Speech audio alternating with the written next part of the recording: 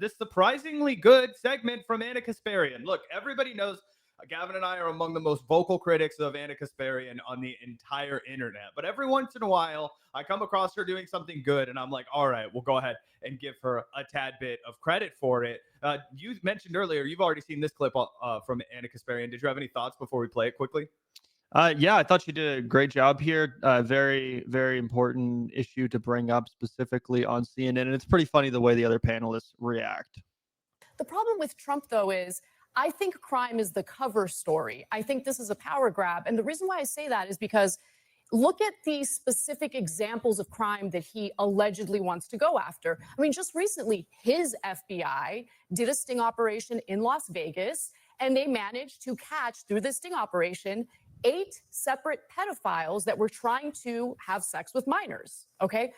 One of those pedophiles is an Israeli government official who his government allowed to fly back to Israel after he had been charged in that sting operation for using technology to lure a minor for sex. And when it comes to the immigration issue, he loves to go after the undocumented immigrants, but not the employers employing the undocumented You immigrants. mentioned that Trump, you described it as a cover story, but I think it's also worth noting that Trump has been talking about. And that is a great point, not only about Israel, but also about Trump and generally the Republican Party, claiming to care so much about immigrants taking jobs, but then they never actually punish the corporations or employers that provide said jobs to said immigrants, therefore taking jobs from Americans. Like, that's the people who are actually at fault. Obviously, anyone's going to take a job that needs a job. But if you're angry at this for occurring, then you should be mad at the employers, the companies, the corporations for exploiting undocumented people. I mean, they're the ones that should be punished if you really want to discourage that practice. Oh, 100%. What it really comes down to is that, like, working as an undocumented person, I think should be a misdemeanor offense. I think that if you make hiring an undocumented person a criminal defense, then you're going to be actually targeting the kind of folks that are responsible, as you mentioned, right? And we live in a world where we literally make it impossible to not earn a living, right? Your entire ability to put a roof over your head, to feed yourself, to make sure you have water, to make sure you can clean yourself. I mean, the basics of living are basically withheld from you if you do not have a job, right? So you can't really criminalize somebody, as you said, for going out there and saying, I have to survive, right? Because that's a basic human need. That's something that we should all be, fundamentally given as a human right. We're not. So you have to go out there and pursue it. But if there was a serious effort to crack down on employing undocumented folks, you would have to start from the top down. And clearly they're not willing to do that because all the people who are making money off of exploiting these people don't want to stop. They just want to fearmonger and scapegoat over them. Plus, a lot of the people that are doing that exploitation are part of the same industries that Donald Trump was part of, the hotel industry key among them. I mean, have you ever been to a hotel? Have you ever seen the lady that cleans your room? You know what I'm saying? Not a lot of documented folks working in those positions. It is what it is. You know what I'm saying? And Trump has literally already said multiple times he's letting those industries off the hook. Oh, we're going to, we can't touch the hotel industries, whatever.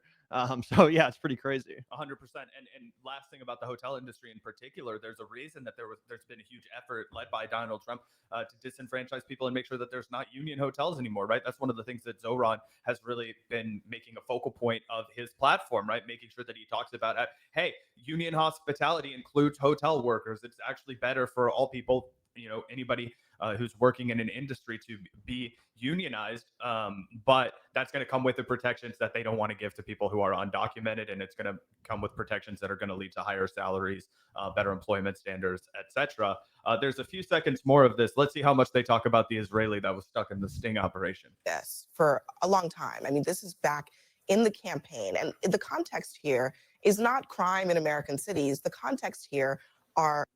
Yeah, so they absolutely do not go back to Ana Kasparian. They do not let her keep talking about this guy right here.